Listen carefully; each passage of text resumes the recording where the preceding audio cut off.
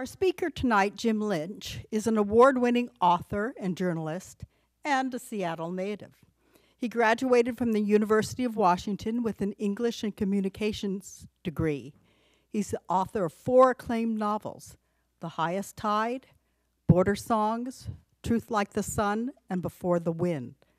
With likable humor, he lyrically weaves the history, landscape, and interests of this area into his stories, with complex characters, intriguing plots, and surprising twists.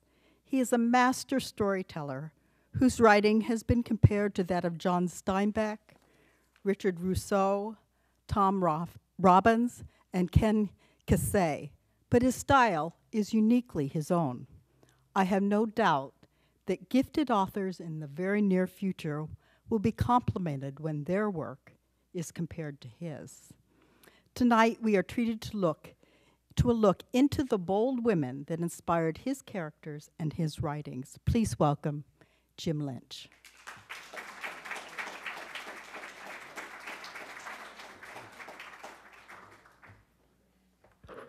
Thank you, Bonnie. That was such a nice introduction. Is that better? It's still not loud enough, is it? Do we have control of the volume?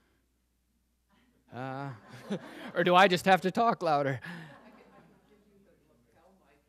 No, that's all right. I'll just talk louder.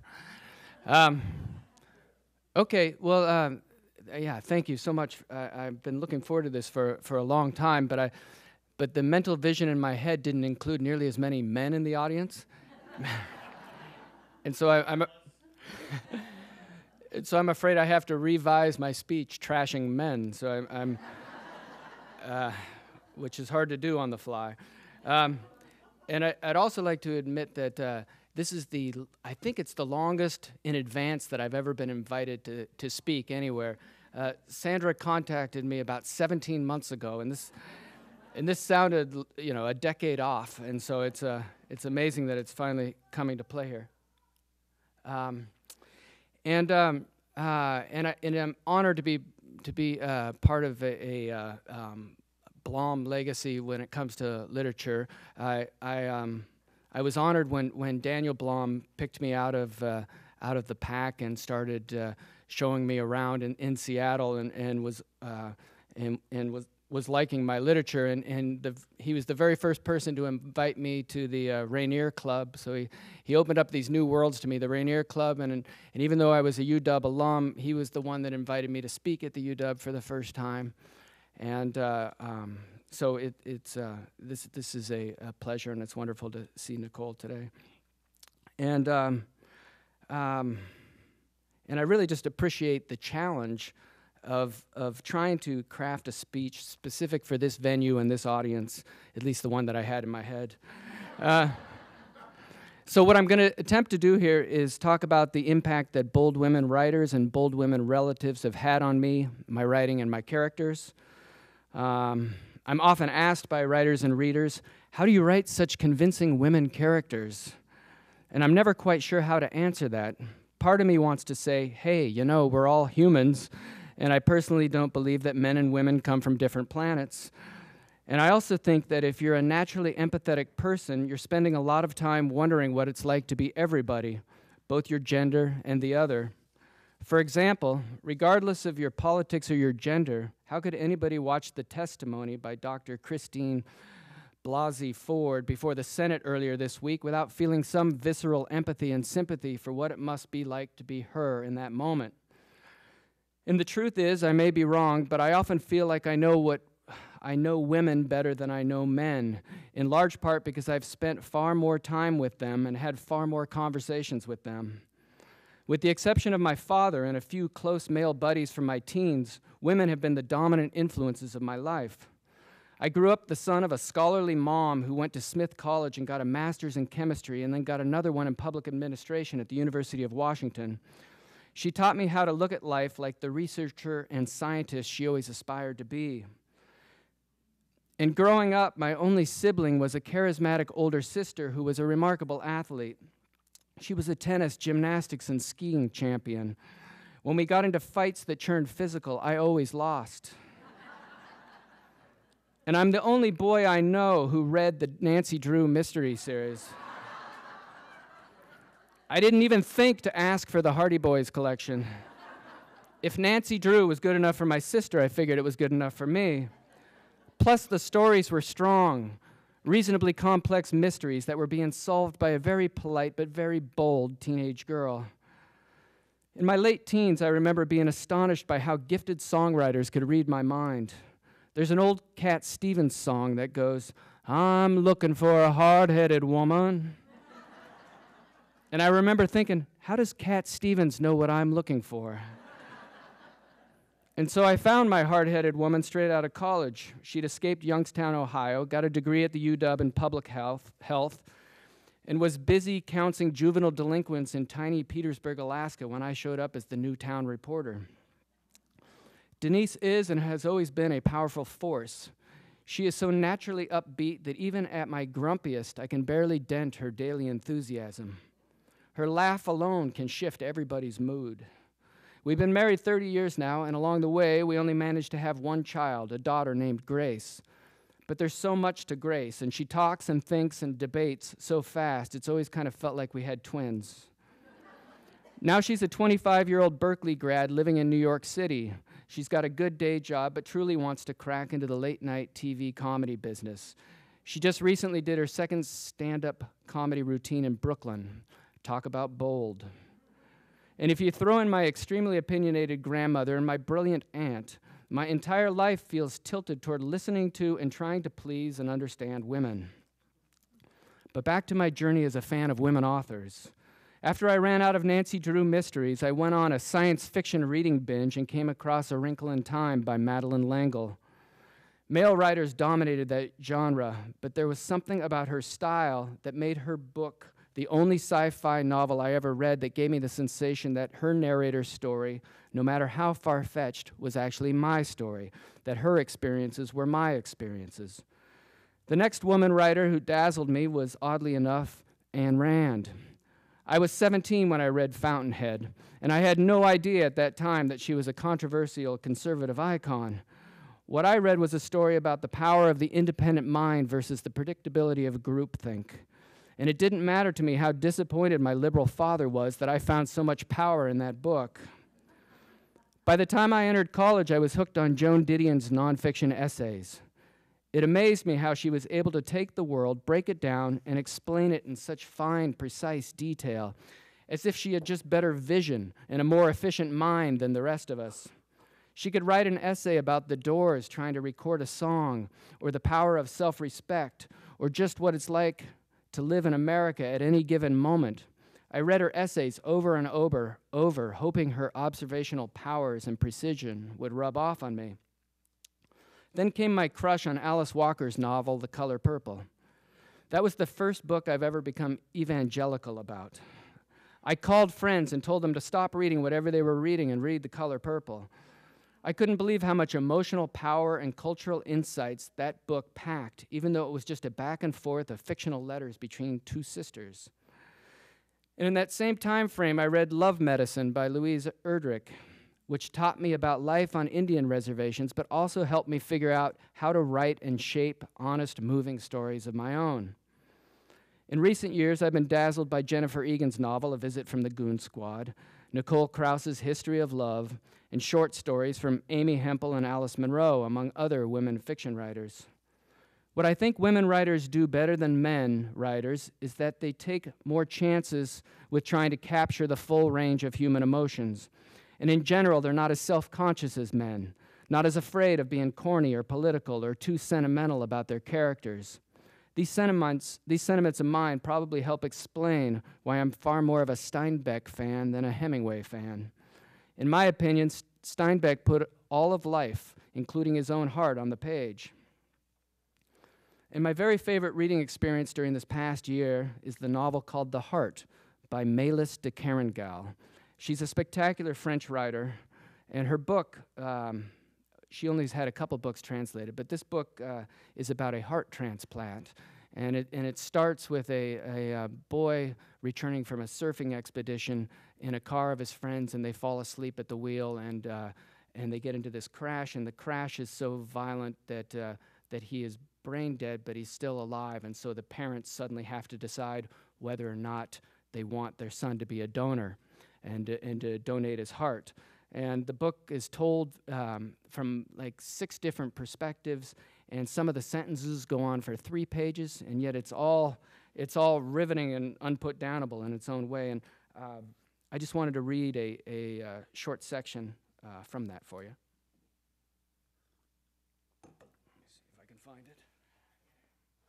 Here we are. Oh, glasses.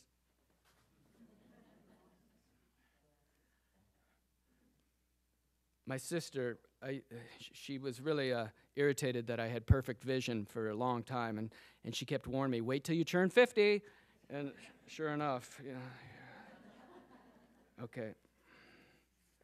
So this scene is through the mother of the son's head, and the mother is she's bracing herself to meet her ex-husband, the father of the child who's in this horrible condition, and he doesn't know all that's happened yet. He just knows that his son is in ICU, and so they're getting together in a bar, and she's getting ready to explain to him the dilemma that they're in, and he's a woodworker, which just explains the way he looks. She sees her outline in the mirror at the back of the room, then her face, which he will soon see after all this time, after so much accumulated silence.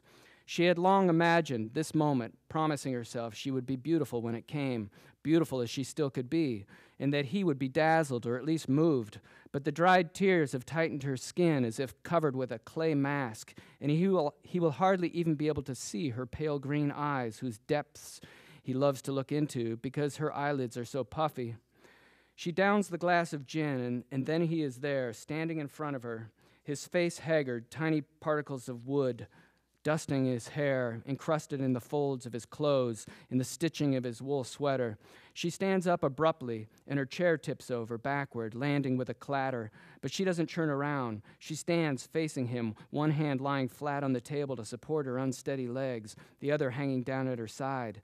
They look at each other for a fraction of a second, then one step forward and they embrace, hug each other so hard, it's as if they're being crushed together, heads pressed firmly enough to crack their skulls, shoulders bruised, arms aching from gripping so tightly, their scarves, jackets, and coats merging into one, the kind of embrace you share to protect yourself from a tornado or to prepare for a fall into an abyss, an end-of-the-world type thing. And yet at the same time, at exactly the same time, it is a gesture that reconnects them. Their lips touch. That emphasizes and abolishes the distance between them. And when they free themselves from the embrace, when they finally let go of each other, stunned and exhausted, they are like shipwreck survivors. And so that's just 2 sentences and half a page. But there's so much there. And it just kind of stuck with me, so I thought I'd share that. And it's hard for me to picture a man writing a scene that daring and vivid, or a scene attempting to capture all of that on the page with that much emotional electricity, and the risk of failure that comes with doing that. So given all I've told you so far, it shouldn't surprise you that the 13-year-old star of my first novel reveres a woman writer himself.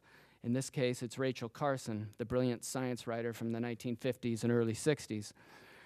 I knew about Rachel Carson, but I didn't fall in love with her writing till I was researching marine biology for my book, The Highest Tide. For those of you who don't know her, she wrote Silent Spring in 1962, which may be the most daring and effective nonfiction book about the environment in our lifetimes. Her book eloquently expressed the dangers of DDT and took on the entire pesticide industry, which was bold for anybody to take on, but particularly bold for that era for a shy woman scientist in her late 50s. But what many of her fans didn't realize is that before Silent Spring, she wrote 2 fabulous books about the ocean. They were revelations for me. They raised the bar on what Puget Sound writing should be for me. So here she is writing about the ocean so profoundly at the very end of her National Book Award winner, The Sea Around Us.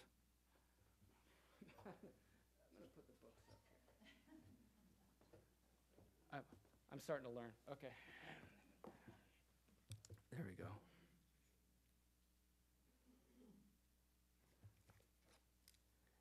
And so this is how she closes this book. For a scientific book, you just kind of don't expect this kind of poetry and wisdom. For the sea lies all around us. The commerce of all lands must cross it. The very winds that move over the lands have been cradled on its broad expanse and seek ever to return to it.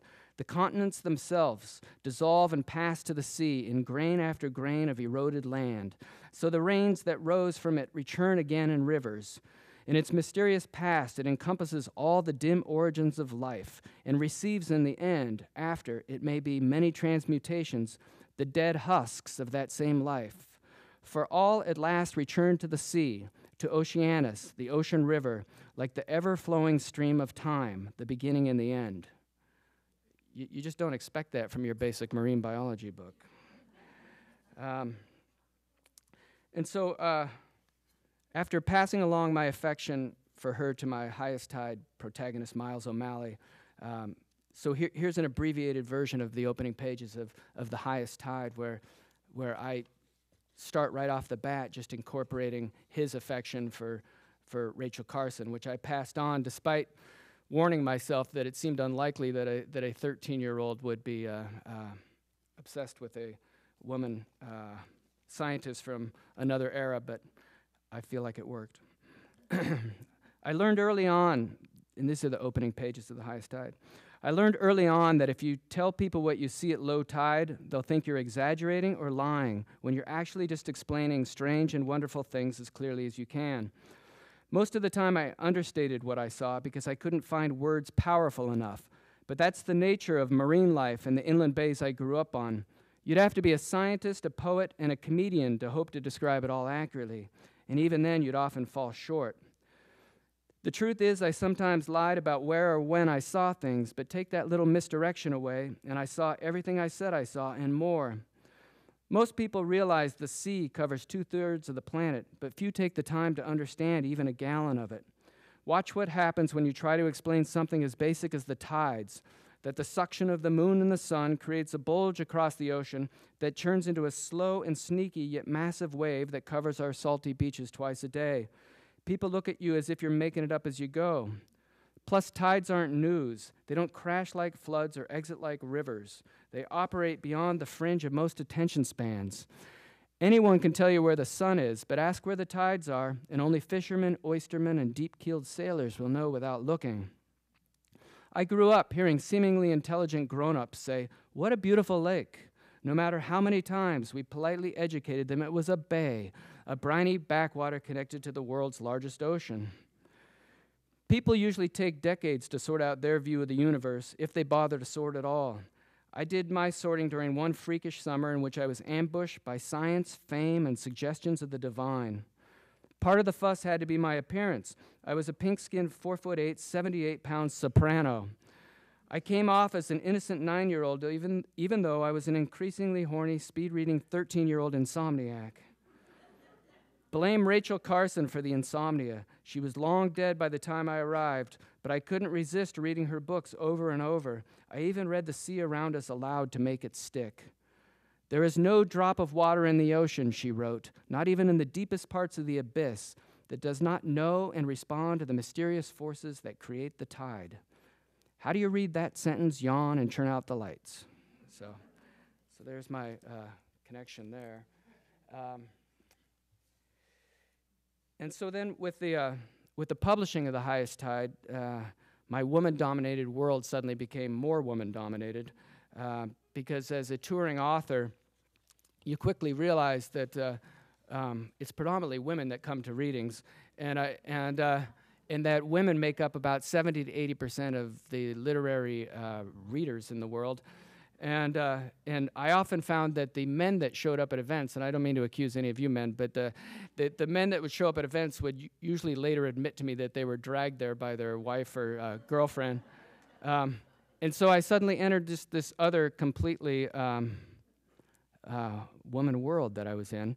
And I remember asking a reasonably smart friend of mine how many books he reads in a year, and his response was 1 or none, depending on how many you publish. And so... yeah.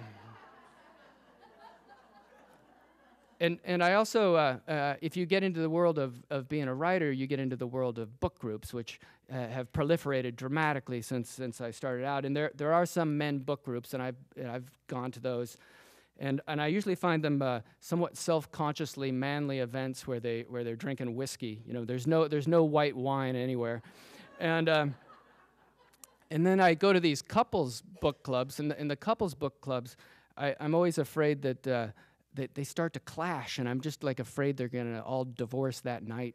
And but the usual is the women book clubs, and they vary dramatically from the very sober, very meticulously analyzed critics who look at my books as closely as any critics have ever looked at them, and then you have the other extreme where they didn't get to the book and they just get together to party, and. But I found this one group that I thought really kind of like perfectly split the gap, because it was a telephone, it was a speakerphone conversation with a Maryland book club, and they were just gregarious and hilarious and interrupting me and themselves and everything, but at the same time they were offering all this great insight, and so I just asked them, I said, explain to me how your book group came to be, and they go, oh, okay, our origin story, and it turned out they used to be part of another book group in Maryland, but that they broke off from that book group because that book group was increasingly reducing the amount of alcohol that they allowed at events, and was also going vegetarian on everything. And so this book group broke off and called themselves the Drunken Carnivores, and they said that they. And they have a waiting list of people trying to get on there. Yeah. So, you guys sound like some book group people. Yeah. And so, but more recently, I was up on Whidbey Island, and I was doing some events up on Whidbey Island, and I had the pleasure of having dinner with 5 different librarians, and they were fairly quiet until they started talking about what they were reading, and they got most excited when they started talking about the stack of books next to their beds, and they were just talking about, I can't believe all the adventure and all the travel and everything I can do that's just waiting for me right by the bed, and the waitress was going by with 4 different plates, the way they juggle all those plates, and she's overhearing them, and she suddenly interrupts and says, I'm sorry, but I have two daughters that are reading so ferociously, and I'm just wondering, how many books can I check out from the library, because I can't seem to keep up, and all the librarians answer at once that you can get out 7 books per person, so you can get a grand total of 21 books, and the waitress just looked like she'd won the lottery,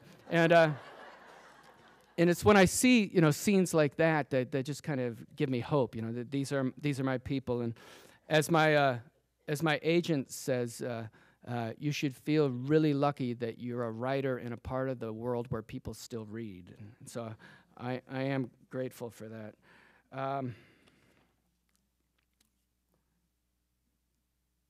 Okay, so finally, here are some examples of some of the female characters I've created, and some hints at where they came from.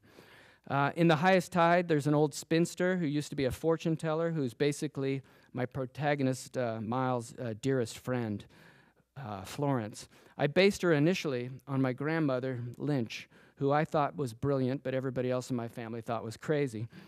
Perhaps coincidentally, my grandmother was the only one in my family who didn't burst out laughing when I sheepishly admitted at age 20 that I wanted to be a novelist. In fact, she told me I'd be a good one. So I created Florence with her in mind. And Florence lives by herself in a very small house, and Miles checks on her daily to make sure she's eaten and hasn't fallen. She has a variation of Parkinson's that she's dealing with. And so here's just a little passage of the two of them. And he kind of gets his parenting from his grandmother, and I think that's often the case, and perhaps in many of your lives as well, that often the grandparents see more in the kids than the parents do.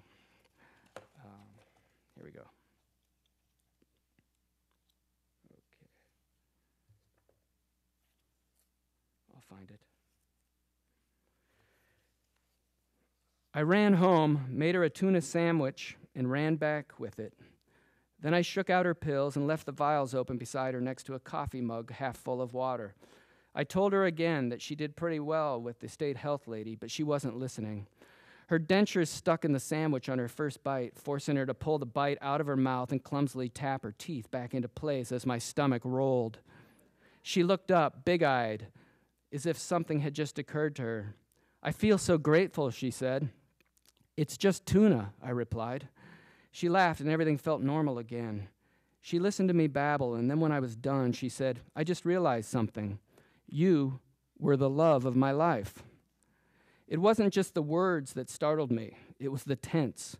She talked for a while in that same tense, summing up her life. I let her go on out of respect, not out of respect, but because, like I said earlier, I was never any good at pretending. Finally, her eyes focused, and she asked me to please finish stacking her books. So, just a little scene there.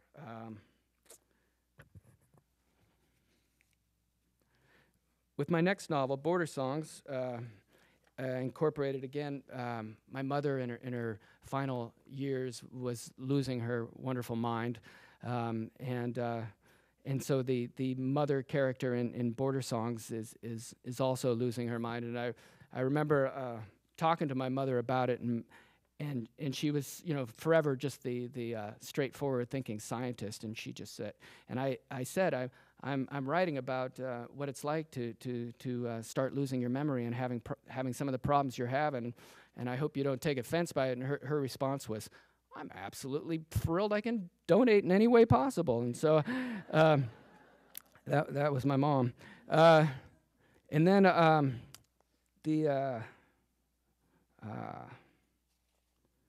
yes, and then there's also a Border Patrol agent in there. Who is a woman Border Patrol agent I named Dion, and I based her on the only Border Patrol agent up on the border who is a woman, and I rode around with her a whole lot, and I just I had just a thrill putting her almost as she was onto the force, and I was just worried that she would catch hell from the rest of the force, but instead it made her kind of a small celebrity, so she enjoyed that. And then there's a love interest in here for the main character, Brandon, who's this big 6'8" semi-autistic kid who's in love with this reckless woman across the border, and she's kind of a reckless version of my wife, and I kind of have to admit that just about every love interest is some kind of variation of my wife in my stories. And then with Truth Like the Sun, one of the dueling protagonists is Helen Galanos, who is playing a reporter in the year 2001 in Seattle, working for the Seattle PI. And she's basically based on every tough woman reporter I knew in my time, but one in particular named Dion Searcy, who was a reporter along with me when I was down at the Capitol in 1999.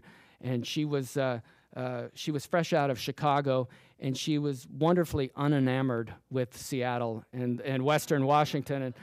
And she just said, "I refuse to love it on impact like everybody wants me to." And she just kind of had an attitude about Seattle that I found so refreshing, because I'm used to all of us evangelists who always brag about it. But so I transferred that verve into her kind of opening description of being hired out here in Seattle.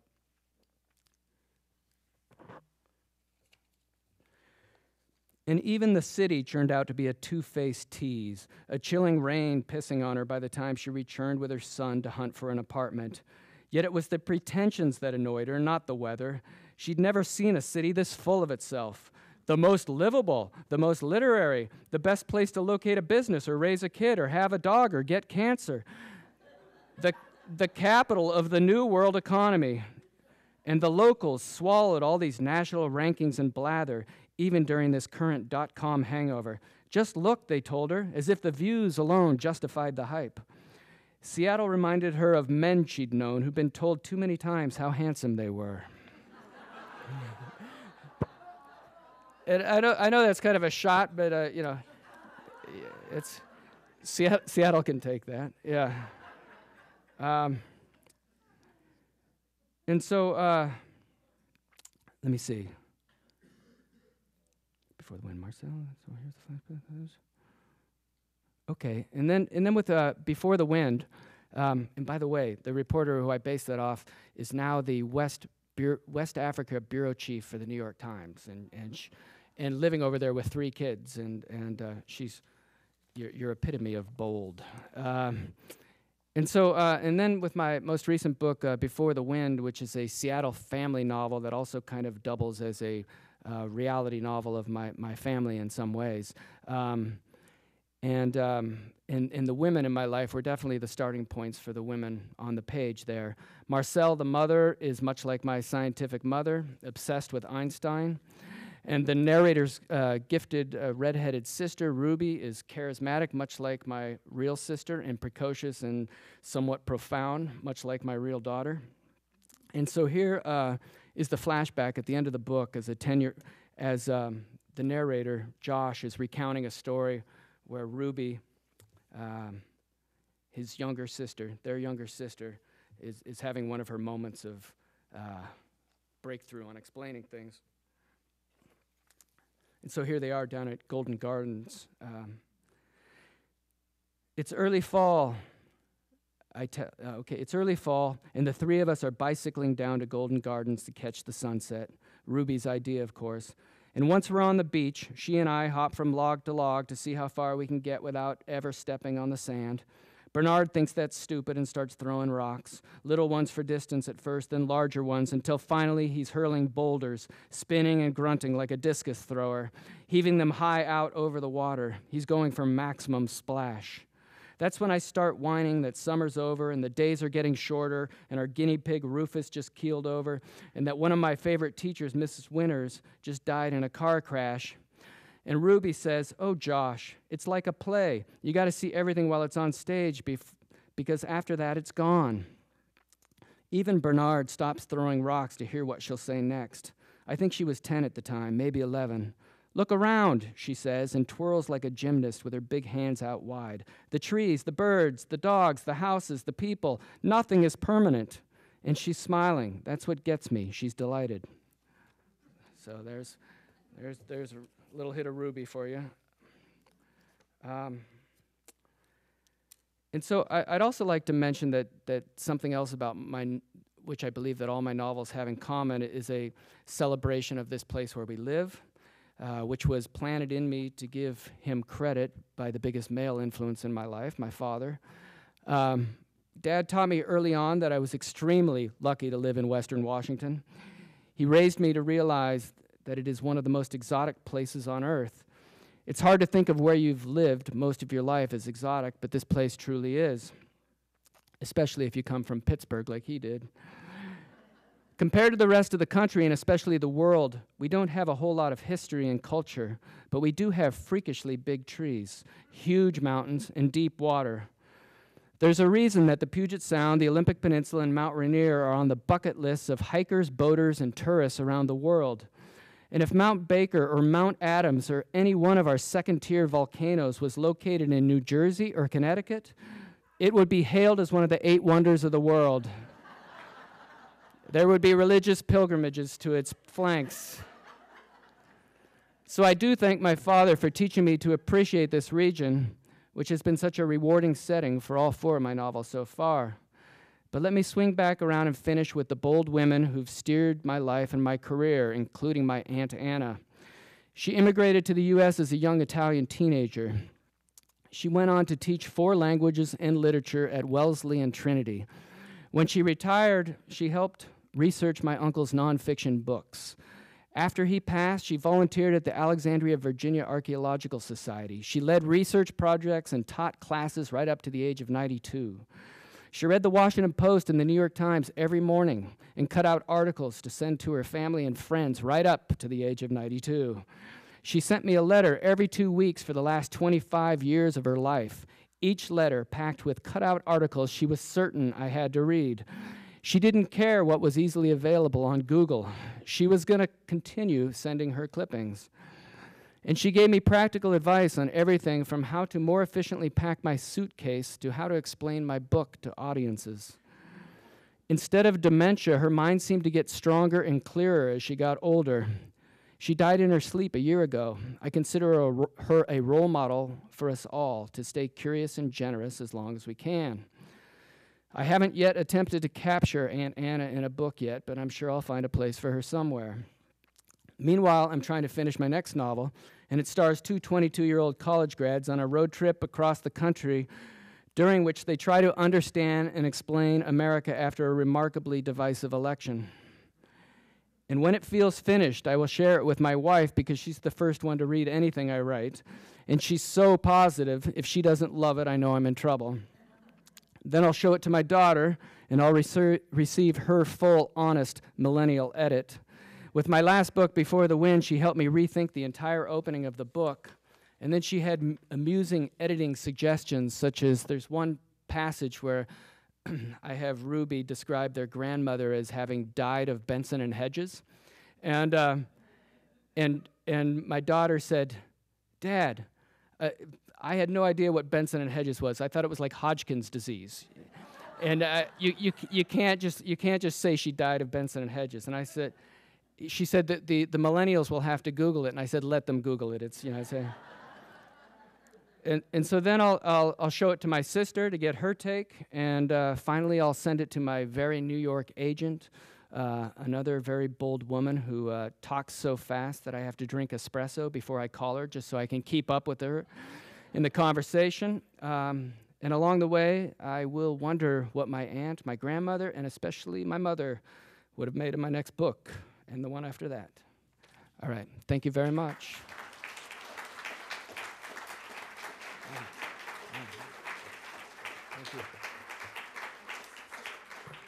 Yes, and I'm happy to answer questions.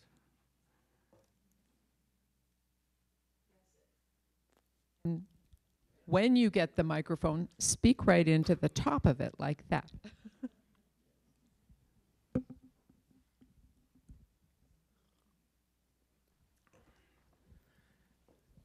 It's funny, I didn't get emotional when I read that to myself.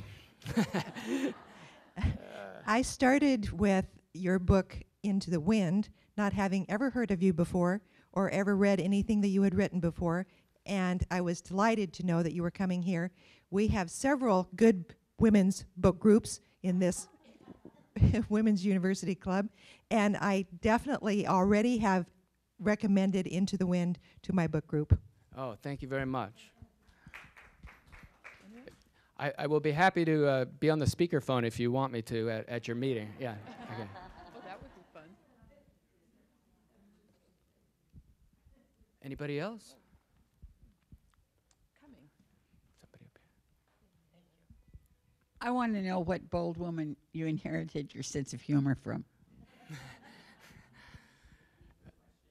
She wants to know what bold woman I inherited my sense of humor from.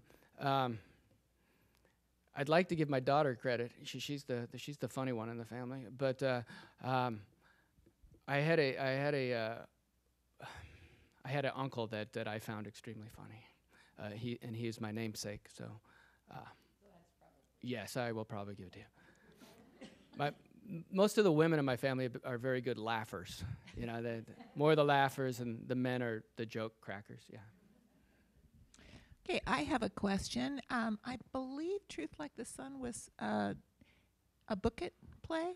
Yes. Yeah. And I saw that. I also read the book. Are there any other plans for book-it plays from your books? Well, Book-it also did The Highest Tide and Border Songs and Truth. So they did them all, and I'm a big fan of Book-it theater. I think they do wonderful work, and it always feels like an honor and a very nervous experience to be there on opening night. But Great. I didn't realize that. Thanks. yes. Any plans for your next book, and a bit about the process of writing? How do you go about it? Spend your days coming out with... Oh, there you are. Well, like I said, the next book is kind of a book about America, and I went on a book tour last spring with my wife in a pop-top van where I went to all these sailing communities around the country. And at the same time, I was traveling, collecting notes and material for this book that I wanted to write about a road trip around America that these young people are going to be taking in my next novel. And so, but beyond that, I don't like to say much about it because I'm afraid it jinx it. But my general, I'm not a role model on how to write because I'm very erratic. I'm kind of a binge writer and I binge researcher, and I avoid writing until I absolutely have to, and then I just try to write like crazy and create a storm of pages all of a sudden. So, but it's I work best in the morning, and I tend to write to jazz. I love learning about jazz, and the only way I can write is with lyric-free music, and so jazz has kind of taken over my life.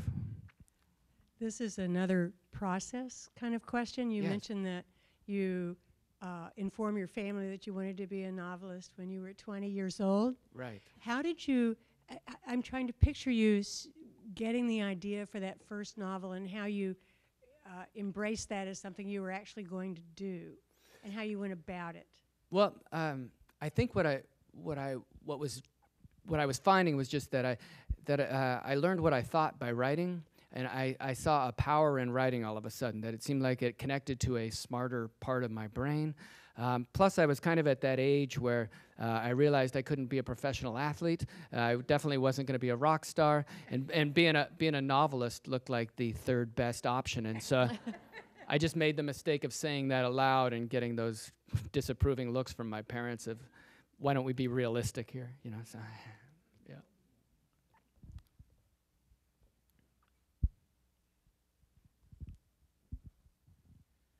I believe you were recently over in France talking about Before the Wind. Right. Have your books been translated into other languages? Yes, my books have been translated into about 10 languages, I think.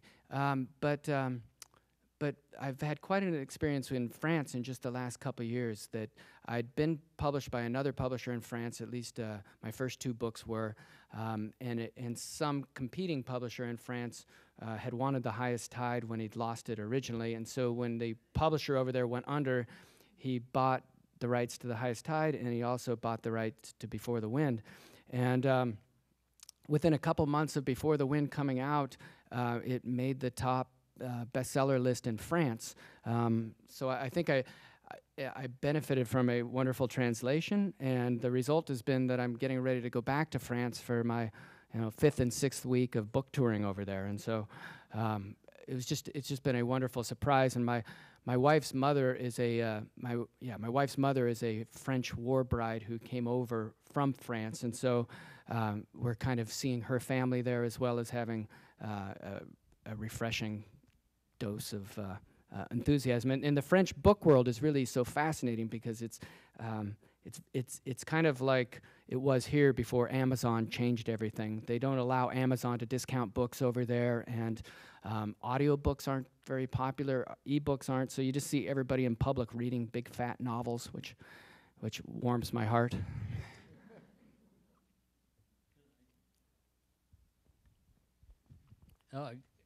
Could you tell us about your experiences in acquiring and working with an agent? Oh. Are you looking for one, sir? Well, it's often one of the hardest steps of becoming a writer, and I teach writers some, and they're just, everybody's kind of desperate for that information on how do you get a good agent. And it took me, I had 3 agents before I found the agent that I now have, and it's a very difficult process, especially when 99% of them are in New York City and you live all the way out here. It feels like a very difficult bridge to make. But it's kind of critical because they have lunch and dinners with the editors back there in New York, and it's kind of your keys to the kingdom. So you kind of have to find an agent who believes and is willing to sell and pitch and not get discouraged with your work. So it's difficult, and I think it's so difficult that drives a lot of people to self-publishing. and a lot of people that I think could get book contracts give up out of frustration. And I didn't have that option when I was trying to get published, and so, yeah. Yes.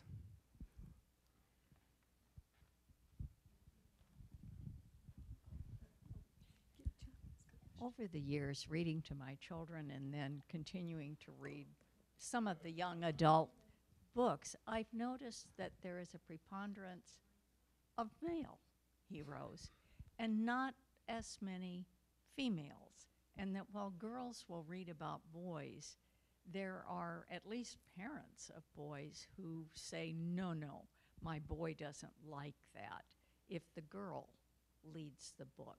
Ah. Are you going to write a novel with a bold grace as part of it? Yes, well, that's kind of what the novel I'm writing right now is, stars a young, bold woman. So, but she has a sidekick who's a feckless, ridiculous boy. But you know, but no, I liked your point though that the Highest Tide is read in a lot of high schools, and it's often the only book that the boys have read, and for the girls, the girls are often already kind of accomplished literary analysts by that age. I mean, I've had girls that have read the book 3 or 4 times because they were trying to track down some nuance. I can't think of any young boys that have read it that many times. And so I can see, and yet it stars a boy protagonist, and girls seem much more willing to read books with yeah. I think you're absolutely right. Whereas boys feel odd reading a girl protagonist, unlike myself and my Nancy Drew mystery fixation. Yeah. Good points. Okay, well, thank you. I don't want to get between you and dinner, but thank you very much for all of this. Appreciate it.